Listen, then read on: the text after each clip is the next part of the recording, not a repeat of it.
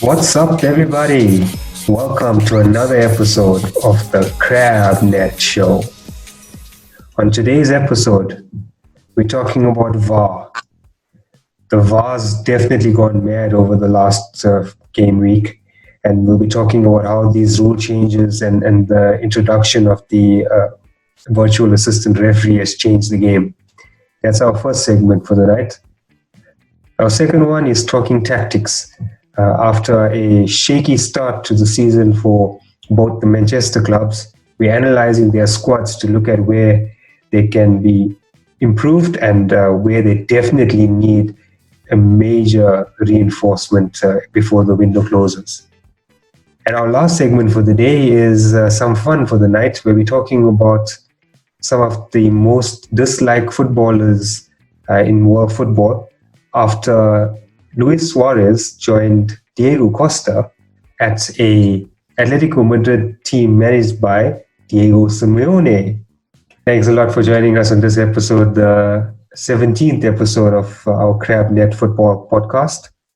I'm your host, Raj, and I'm joined by just one of my resident analysts today. Homeboy Shay is with us. What's happening, Shay? What's happening, Raj? Shot for having me tonight. Shot, man. It's me and you holding down the fort today. Gunnar Kai and Mr. Fergie himself, Gur, is out for the night. But we know these conversations are always enjoyed on the streets of South Africa, so we love doing it, and we hope you listeners are enjoying it as well.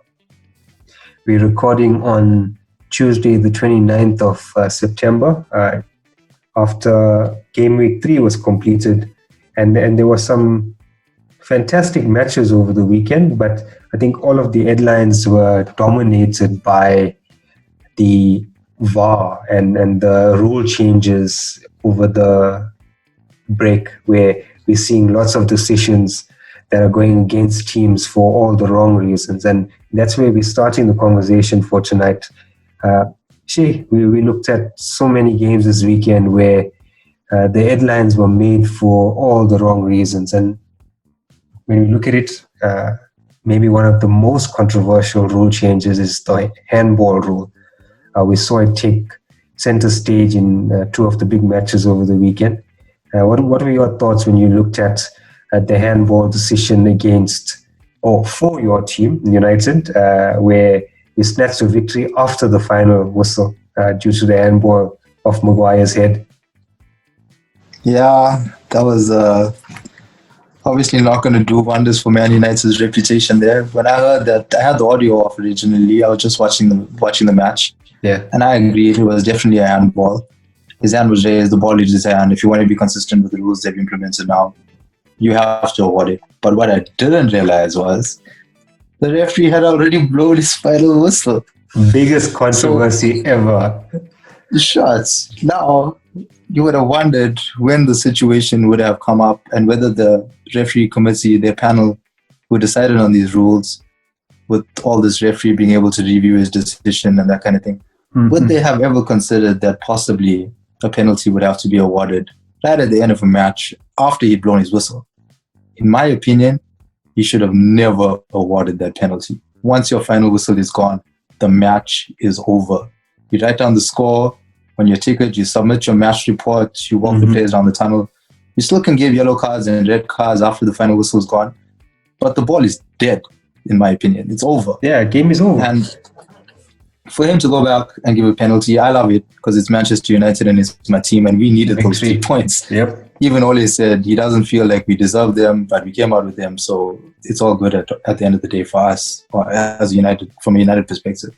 But for football, so controversial. So controversial. For sure, that dominated the headlines. And I think the FA did come out and support the referee's decision.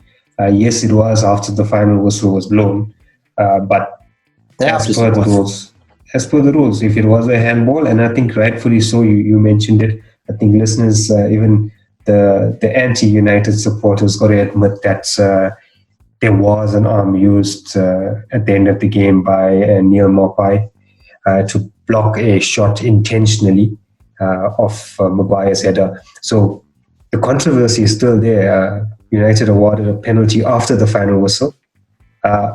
Another big one, Shay, and then I don't know if you caught that one, but the one that really had Jose Mourinho simmering at the end of that game was the penalty awarded against his team, against a Newcastle team that managed to get one shot on target, and that was the final penalty awarded to them. Again, if you didn't catch this one, listeners, and Shay, clearly, Eric Dyer was up in the air trying to block an header. And as we all do, we've all played the game on the streets, on the football pitch, wherever you play the game. You know, if you're jumping for a header, you get your hands up in the air to give you a little bit of leverage going into the big jump. His back was to the ball, but his hand was up and it hit his hand with no intention whatsoever. Penalty awarded, and that created the controversy. So Shay, the rule says no matter the intention, if your arm is outside of your normal body silhouette and it strikes your arm, penalty should be given. Do you think that law is correct? So I would have wished that this was the law from the start many years ago, because when it became up for debate as to whether he meant it, whether he didn't mean it, was it intentional, was it ball to hand, was it hand to ball, all these, like, who really means to hand the ball unless it's reflex and you stick your arm out? Yeah, it's pure reflex. Otherwise, you're not going to do it. You're not going to want to give away a penalty. But sometimes your body action just makes your arm stick out and the ball just may happen to touch it. So that was the rule from the very beginning, whether it was accidental or not accidental. I would have said right rule. But the fact that they've changed it so many times now, the fact that every season they're coming up with new interpretations of the law, I feel like even the offside law might change at some point, because of all these different scenarios that arise, and now you've got technology watching the game, and the goalkeepers can hang on to the ball for as long as they want, and you can take place kicks in the box now. All these rule changes that have happened over the past few seasons, this wasn't what football was about before. Like I mentioned, the handball rule, I agree that, okay, if the ball hits your hand, no matter what, if you're in an unnatural position, handball, penalty. But maybe not, Shay. I mean, think about it. We've played the game. No matter what, sometimes you're jumping up for the ball, sometimes you're just leaning out. These guys are humans as well, right? How can we keep... Your bad luck. It just has to be a part of the game. If you're in the box, only one man can touch it with his hand. That's a goalkeeper. I know it's difficult, but how can you ever be consistent there? Because there's always scenarios. It's always interpretation. It's always interpretation, agreed. But we got to remember that this is a human sport. And there's some unnatural positions that you cannot continuously be expected to keep your arms on the side in a game of football. Okay. Let me argue why I'm actually leaning towards this perspective. It's because it makes the game exciting, bro. Before, when we had no technology and the referee got the decision wrong, I used to love it.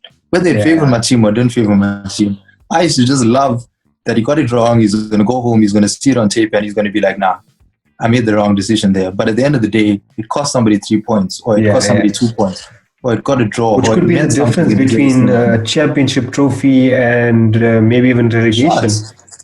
Exactly. It was exciting, bro. The human element, that a human being is capable of making a mistake. Now you got this review process where you can go back and fix your mistakes, and technology will fix your mistakes for you. I just feel that's not soccer.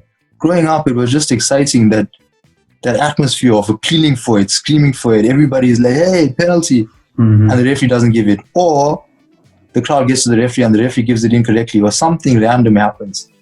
But it was just fun. That was the main thing about ball. It was fun. And now if they're going to make it this robotic sport, I just don't like that the human element is lacking here. Yeah, that's for sure. I mean, as you heard Shay say, listeners, the excitement of soccer back in the day had a lot of controversy, but it was for the right reasons. Whereas there's still controversy now, but it's for all the wrong reasons. Yeah, sure. And especially when it comes to this handball rule. And maybe a few other, maybe less controversial rule changes. We've seen a minor change to the offside law, where the linesmen are encouraged to keep their flag down It allows a lot I don't know of how I feel about that. free play to continue. We saw in last night's game, Liverpool against Arsenal, both managers mentioned they're not fond of the rule where the game continues and then the offside flag comes up. But Shay, any thoughts on that one? Flag up, flag Not down, does it fond. make a difference? Not fond. If the man is offside, flag him offside. Even if the linesman thinks he has the slightest chance of interfering with play, flag him offside, get it over and done with, get on with the game. Let the opposition take the free kick. Where I do think that technology is correct is for the offside rule and it's for goal line technology. Only those two scenarios. It's either one way or another. There's no interpretation for that law. It should be straightforward. If you're offside, you're offside. Get on with it. That's how it was before. That's how it used to be growing up. Yeah, for sure. I think, as you said, it's quite clear cut. You're either offside or not, so the ball's either over the line or not. So I think from the Crab Net, we definitely support the changes in getting it correct, getting the decisions correct in those circumstances, the offside and the goal line technology. Shay, you were saying something? Because the linesman can flag, right? And the player can be offside. But the linesman flagging doesn't mean the game is over. It's only when you hear that referee's whistle do you realize not game over, but the ball is dead. When the ref blows his whistle, he makes the decision. He decides, hey, do I want to let play carry on here? Because this is not really a scenario where we need to stop play. The defensive team is going to collect the ball anyway. Or is this man generally interfering with play now? I need to blow it up and award the free kick to the other team. The ref can decide that. So the linesman can flag, but you can still let free play go on. You can still let the game continue. So I don't really see the point. I think the intention is to ensure that the defending team continues to play. Because in the past, as soon as the defending team and the goalkeepers used to see a flag, they would stop play. The intention is to make sure that the defending team continues to play the game out or play that play out.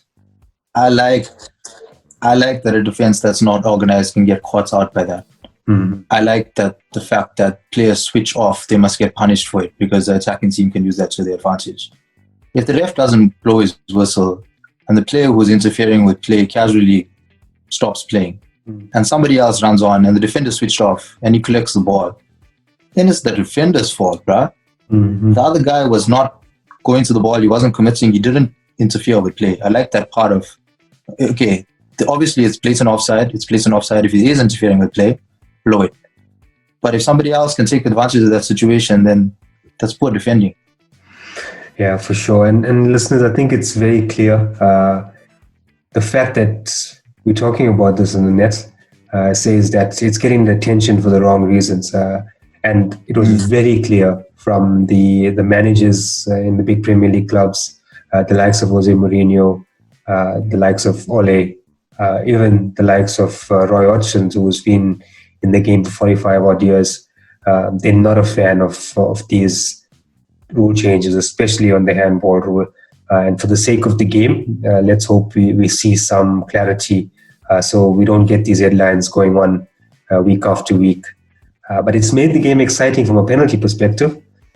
Someone that benefited from it was the Manchester United boys, as Shay mentioned, getting a last-minute victory.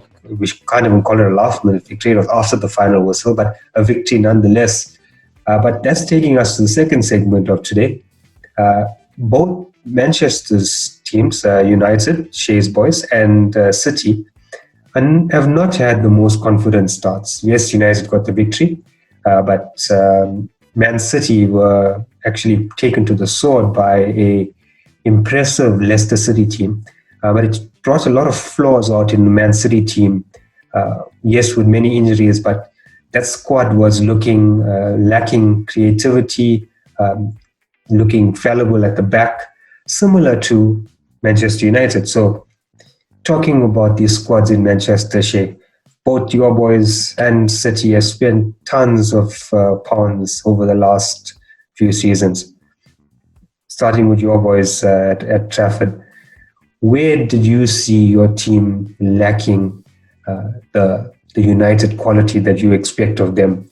Which part of that starting level and the squad do you think United needs to rectify before the close of this transfer window? Right now, most terrible pair I've seen at United in a very long time is Lindelof and Maguire. Yeah, it's shocking that Ole can't see right now that there's problems at the back. And even when United do get it right and we take 3 points and get a victory, we're still vulnerable. I still don't feel confident. I don't look at them knocking the ball around at the back and think, hey, I feel comfortable knowing that we have 2 composed, solid defenders who are going to actually shut out any attack. So there's so much room for improvement in defense. Our attack, I'm quite happy with. I'm happy that Greenwood has come into the fold now alongside Rashford and Martial. He's getting his starts because what we really needed was a kid with quick feet who can just get a goal out of nothing. He's really impressive with his stuff. He's proven himself in the back end of last season and made his England debut. Definitely a star in the future for United, or maybe even the current United team. Yeah, definitely. But you haven't spoken a bit about the engine room as well, right? We know that Fernandes brings that dynamic creativity in the middle of the park. Pogba has looked a shadow of himself. Is maybe the middle of the park somewhere that United saw as a vulnerable position? And I will come back to the defense because that's the most important one. But bringing in Donny van den Beek, does he need to get integrated into your team sooner than later? Well, I think he's already stepped in seamlessly, getting his goal in the first game. So that was very good for him, even though we did lose that. It was very nice for him to get on the score sheet because it's obviously going to take him time to get to know the players and the squad around him. But if you remember Rashford's debut, Rooney's debuts back in the day, when you get on the score sheet early on for your team, you really win over the crowd. You win over the supporters, you start to feel at home. As a player, you feel more comfortable. It's like I feel really bad for Timo Werner. 3 games in Chelsea, not getting a goal or assist or not being involved yet. As a world-class striker, you want to get in early. You really want to get in early. As he scored tonight. Yeah, Werner got his first Chelsea goal in a League Cup tie against Spurs just tonight as we're recording. But certainly on point there, Shay. I mean, getting a debut goal or hitting the ground running is critical. But it is. In the same breath, getting clean sheets as defenders is something that builds confidence. And going back to what you mentioned about the United defense, we know that you paid big money for Aaron Wan-Bissaka. So at right back, potentially someone that can do a decent job. We know he's good. I'm happy with him there. I'm happy with Wan-Bissaka. I don't know why he didn't start the first game. He should be first choice. He should play a full season. He's a workhorse. He got an engine room on him. He gets forward well. He overlaps. He gets in good crosses. He gets involved with attacks.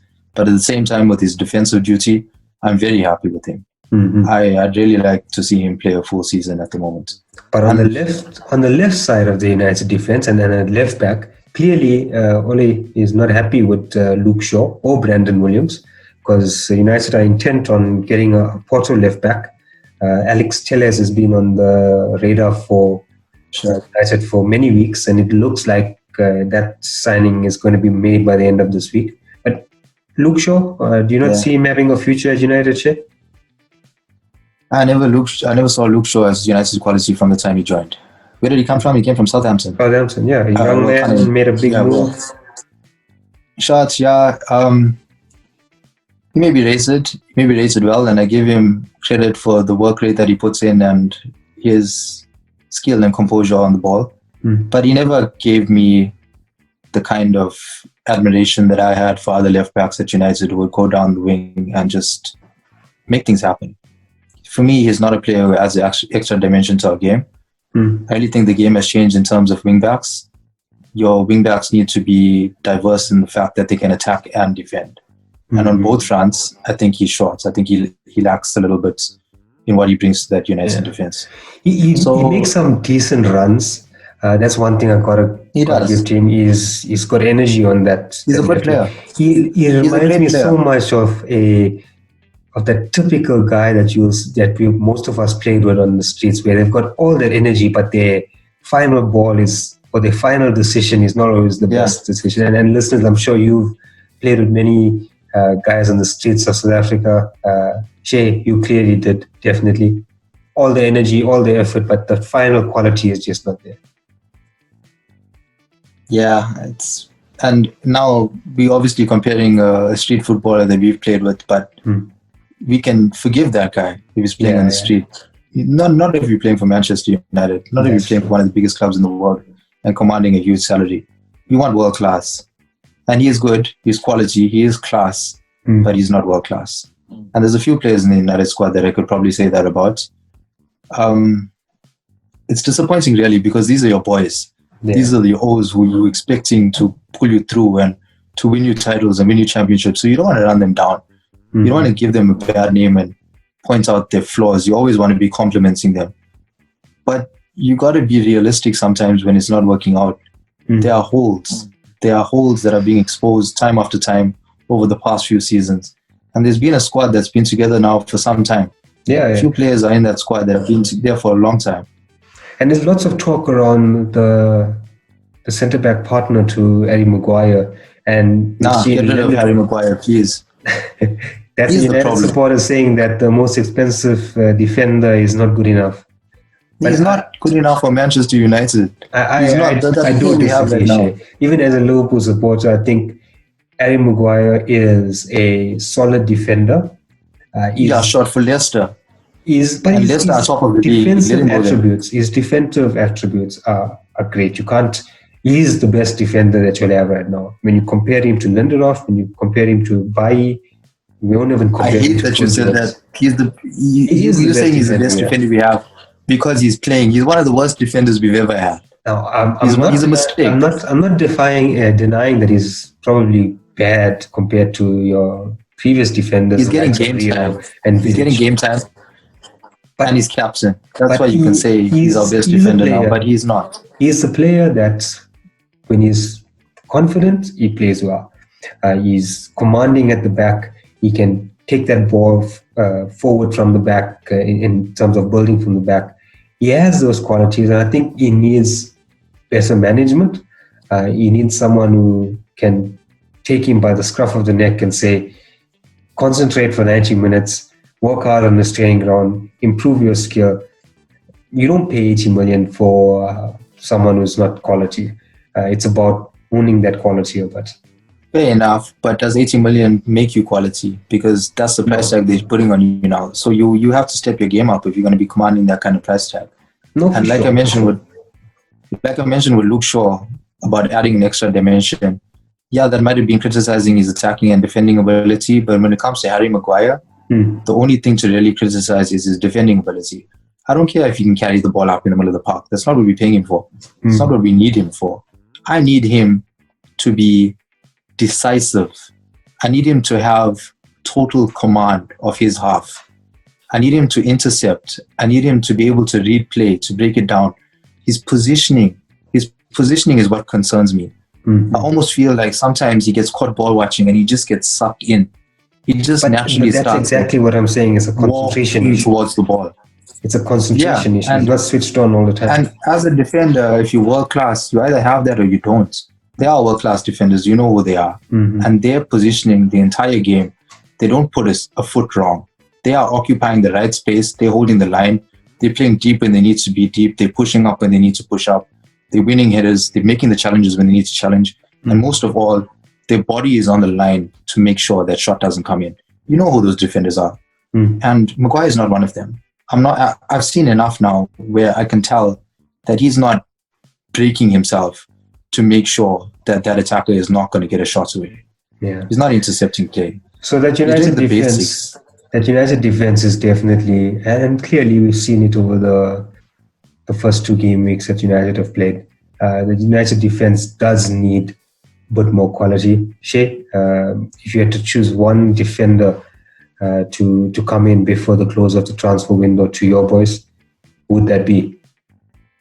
Oh my God. One defender. I don't even know who's on the market right now. Doesn't matter. Who's the one defender you could get? If you could give Ole an open checkbook and that player could arrive, who would it be? Honestly, I'm going to give you a very random one that you probably wouldn't have thought I'd pick. But if somebody had to come command and lead United right now, I'd give it to Sergio Ramos, bro. one way or another, that man takes control, and you can see he's diving all over the park. I don't care if he gets 20 red cards in his United career if he comes over. And I think that's exactly what United needs, a leader at the back. And I think Sergio Ramos could do the job, but very unlikely that he'll leave Real this season. He's not leaving. He'll never leave. But I just really admire him for his aggression. Ole has got some work to do in the market.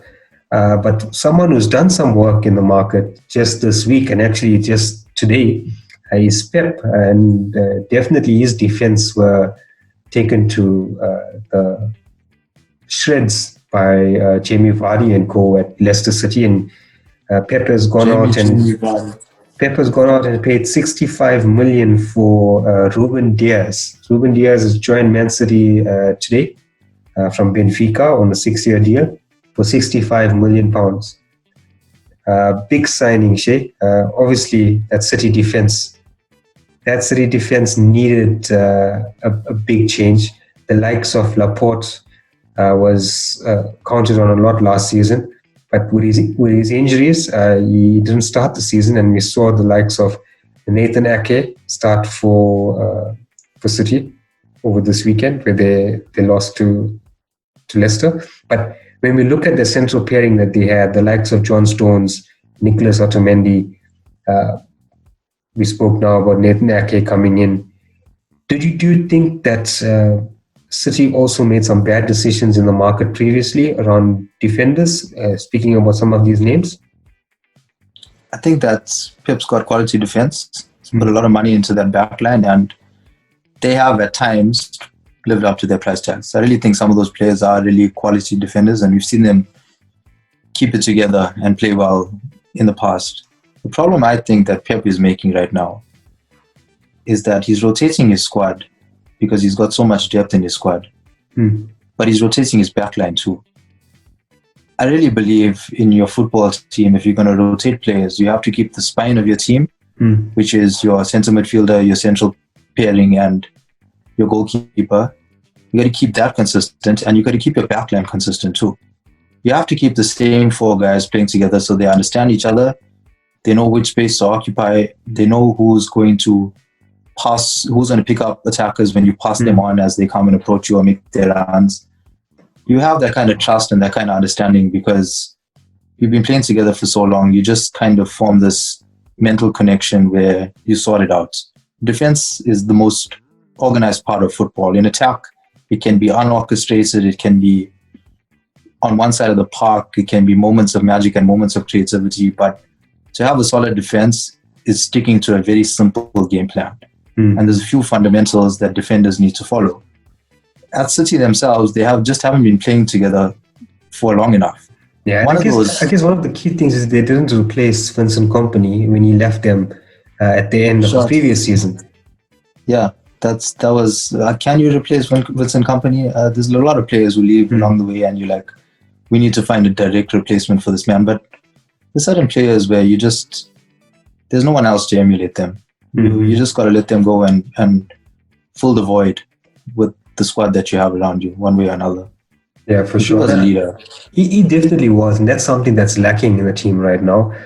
With the purchase that Man City has made of Ruben Diaz from Benfica, they're obviously looking to replace Kompany maybe a year later. But looking at Ruben Diaz, I've watched him a bit at Benfica. He's a strong defender. His positioning, as Shay mentioned, is very important, and he's done a great job for Benfica over the last few years. Though he's a young man, 23 years old, obviously it's done something right to get such a big move to the Etihad to play under Pep. And clearly he's going to be that partner to Laporte going forward. But there's lots of question marks around the wing backs as well, or I should call them wing fullbacks at Pep, under Pep. The likes of Kyle Walker and Mendy, Shea. Big money signings. We know they are brilliant going forward. But their defensive qualities is always something that's not been considered their best attributes. Both of them conceded silly penalties to Jamie Vardy or to Leicester City this weekend. Do you think that you need to place more emphasis on them improving defensively, Shay? Definitely. Like I was mentioning before, that as defensive units, especially if you're a wing back, you have to follow certain principles in terms of the way the shape of your defense moves.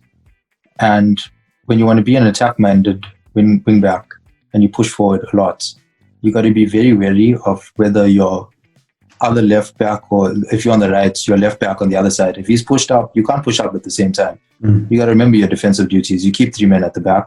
If there's only one striker, then you can drop it to 2 men. That's okay. And you can commit just a little bit. But you don't venture off too far if your other man is gone. Now, when it comes, I've even seen Liverpool do it now, where Trent is putting in corners for Robertson. So you're leaving 2 runners to go. That's a vulnerability, in my opinion. That is where you can get caught in the counter. And sometimes when you get caught in the counter, you don't even have a chance to get close enough. If the opposition is good enough at making it sweep for them to move into space where they can get from one end of the pitch to the other side, then they have every chance of scoring if you don't have enough men back in defense to close that space. So what I noticed generally happens, and it happened to United again, it felt like there was no right back in the United team at certain points in the last game, because the attack was coming in from one side and the entire 4-man defense needs to shift. When you shift your defense across, you need either your wing or one of your midfielders to drop into that defensive position and provide that cover. They have to tuck in. Otherwise, it's a clear chance for the attacker on the far post. It's too easy. So you're mentioning with Walker and Mendy, I think they're brilliant players. And I do think both of them have brilliant defensive capabilities as well, but very attack-minded, both of them. It's like almost like they're playing for fantasy points or something. So if they want to push up so often, they need to be organized. They need to have a 4-man defense who knows, okay, I'm going to sit when this man goes. Or if the center back goes up for a header, both wing backs need to know, okay, defensive duties first. We need to have back. There's just going to be vulnerabilities when you too focused on the attack and you forget that you're a defender. Yeah, knowing Pep Guardiola, his teams have always played fluid attacking football. He might not be placing a lot of emphasis on Kyle Walker and Benjamin Mendy being defensively solid, but he clearly wanted reinforcements in that backline. And with Ruben Diaz, Pep has made his move in the transfer market this week to improve the defending in Manchester. Let's wait and see if Ole will follow suit and also bring in a defender to close out this transfer season, or the summer of transfers, as they call it in the UK. Yeah, Shay, always good talking about your boys in Manchester, but we always end the show, listeners, with some good old fun. And on this segment, we're looking at something that I think everyone's been looking forward to seeing after the news that Luis Suarez will be joining Atletico Madrid. We know Luis Suarez is one of the most disliked footballers in world football. Across our continent here in Africa, many people have pure hatred for the man after what he did to Ghana in the 2010 World Cup. Never forget. But maybe a player that could compete with Suarez in terms of dislike is someone like Diego Costa. But Suarez joining Atletico Madrid means that we're seeing 3 of the most famous disliked footballers, or as they call them in England, shithouse footballers. The shithousery of these footballers is well known, and we thought we would take a little walk down memory lane and even at present football players who share similar sentiments in the world of football. So the likes of Suarez, Costa, we know their talent, but dislike for sure. Many people don't love them as footballers and as people. Anyone else that you could think of back in the day or in current football that most of our fans love to hate? Hey, there's plenty, There's plenty who I think each supporter group will dislike certain players from other teams just because of their reputation, their notorious Yeah, a few that legacy you can that they put remember. behind over the years.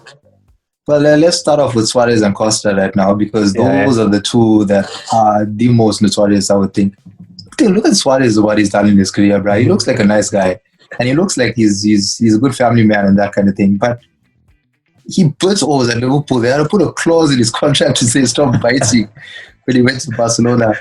On top of that, what he did to Africa, I lost so much respect for him. Mhm. I understand why his hand went out and why he saved that shot when Asamoah Gyan was going to score. I understand it. It's the World Cup. You're on the line. Yeah. If you stand to play keeper, you're going to try and save a goal, risk the red card. You're going to take the chance. You're going to stick your hand out. Mm. But what caused it for him was his reaction when he was walking down the tunnel. Mm. When he stopped, he got a red card. He's supposed to go to the change room, but he watched stopped. the penalty and save. He watched Jihan miss that, and he went ballistic. He just went off his head. And the entire nation of Africa just got knocked out in that moment. Yep. And he was there just rejoicing. I lost complete respect for him. And let's not forget, just another World Cup later, he goes ahead and bites again at Chile. Yeah. So even as a Liverpool supporter, you can't love Suarez. Can't defend you. You definitely admire his talents. He tried to go to Italy and they accused him of cheating for one of his visa tests or passport tests to get a working permit. That's why the Luis Suarez. We hope that you really didn't go cheating down there as well. But it was funny. I love it. It was funny to hear Diego Costa. He made a comment. Shay, I don't know if you noticed, if you heard about this. He made a comment when Suarez joined to say, Diego Costa, I quote, "I'll do the fighting, he can do the biting." That's literally what Diego Costa said. But so yeah, both of them at Atletico Madrid, huge talents. Suarez actually got 2 goals on his debut for Atletico Madrid over the weekend. He did. I didn't even know that. Did well, great start for Atletico, getting 6 goals in the opening match. But Shay, other shithousery footballs, standout ones for you? Yeah, just right on the topic of Costa, he just looks like he's going to poke somebody in the eye when he's on the field. He just looks so dirty. Like he's going to grip you from behind and dig your eyeballs. Yeah, some heavy players over the year. Who can forget? Hey, if you're talking about players with terrible reputations, you have to go straight to Joey Barton. I felt like he was a thug of football. Joey Barton. If you've been a fan of English football, listeners, you'll remember Joey Barton. Yeah, and he was always involved in bad stuff, just always controversial. From a competitive point of view over the years, you have to have loved the Keane-Vieira rivalry. Keane was terrible, man.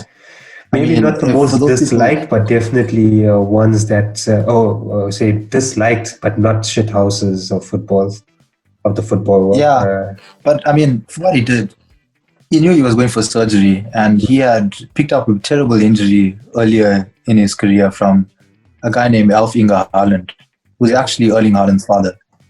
And Roy Keane decided, okay, everything's fine here. This is the last time I'm going to be facing this guy, and I'm going to go for surgery anyway. He ended the man's career. Yeah, I saw That's what he did. After that game, Alf Inge Haaland stopped playing. He kicked him so hard off the ball. Yeah. And you still have the audacity to go lean over him, look in his face, and intimidate him. And he ended his career. And that's the only reason I could think that Erling Haaland didn't join Man United. His father is probably still very bitter over that. You never know. But listeners, if you get an opportunity, YouTube that video of Roy Keane's infamous challenge on Haaland Senior. Definitely not one for the sore-hearted. So definitely Keane is on that list of disliked footballers. Vieira as well has been very aggressive, brought on a lot of heat. Yeah, he's like the opposite of Keane. I wouldn't say opposite, but I mean he goes interfering with him in that era because they hated each other, plain down. Other players, you have to go to Gattuso from AC Milan in Italy. Gennaro Gattuso, again, aggression. No one could. I don't think the listeners may remember this. Shay, do you remember it? Gattuso's push on the Tottenham coach, first coach under Eric Redknapp. It was a Milan Spurs game when Gattuso got in the face of the assistant coach at Spurs. It sounds vaguely familiar, but Yeah. you'd expect that kind of thing from him. He was just raw Typical aggression, Gattuso. intimidating anyone. Probably the most aggressive footballer of our era, Pepe. The Pepe. ultimate Oh my shithousery God, of footballers. Pepe. What is up with that guy? It's like he's fearless in terms of wanting to go and lose the ball and kick the opposition. It's like he doesn't care if you 1-0 down and he's going to get a red card and cost his team. He'll just go butos. At least Ramos, when he gets his red cards, he'll leave it for the 90th minute when they're 3-0 up or something. That's what I understand. But Pepe, what's up with that? Yeah, Pepe Ramos is definitely on that list too. Ramos is certainly on that list. So some really big names we've spoken about, well-known footballers who are part of the shithousery club. Gerard Piqué potentially could be there as well. Piqué. Some of the older footballers, the likes of David Batty. I think everyone who watched football in the 90s, he was another hot-headed footballer. PC. No, PC David Batty. All right. Yeah. But definitely a few other names that we've missed out. Listeners, if you can remember a few, pop us a comment. Let us know who you think is the ultimate shithouse from the ones we've spoken about, as well as others that we've missed out.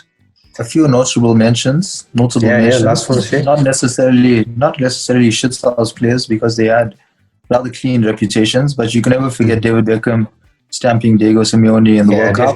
Definitely not a bad reputation, but one that left a sour taste in the royal households back in '98. Yeah, and you can't forget Gerrard in his younger days. As quality as he was, he had a bit of a hot streak. Temper. I remember him coming on for a sub against United, and within 60 seconds probably he had a red card. That was actually closer to his retirement days. Very recently, yeah. Against it was a bad challenge. He can't deny it was a bad challenge. He got carried away. It was one of his first involvements, but it was terrible. And then one player who I really liked for United, and I think we missed this leadership because he used to get angry and he used to really inspire the rest of the team, was Wayne Rooney. He was full of aggression. Yeah, he was just raw, pure heart. Yeah, for sure. I think really Wayne Rooney, definitely positive aggression, not saying along the lines of the likes of Pepe and Ramos and definitely Diego Costa and Suarez can't be spoken about in the same breath as a fierce competitor like Wayne. Yeah, for sure. But lots of names that we probably must out short for those last few ones. Listeners, as we said, we hope you enjoyed this the last segment. Always some fun as we close out the episode of the Crabnet. We hope you enjoyed this one. Shay and I always enjoy having these conversations. Shay, short man. It was good really talking. Yeah, short. The time has flown by. Great stuff, boy. Definitely looking forward to getting the panel back. But even when they're not around, football convos still carry on the streets of South Africa. Listeners, if you're enjoying it, hit us up. Make sure you subscribed on our YouTube channel. Keep listening to our football conversations here on the Crabnet show. But also keep following our fantasy football segments, and we've seen a lot of attention on that, and you'll find another one coming up later this week. Hit us up if you'd like to join that segment or even one of these ones. Comment on our social media pages, drop us an email. You know where to find us. We're always welcoming fresh opinions on the net. If you want to be part of it, we welcome you into our show. Thanks again for joining us on another episode of the Crabnet Show. Over and out.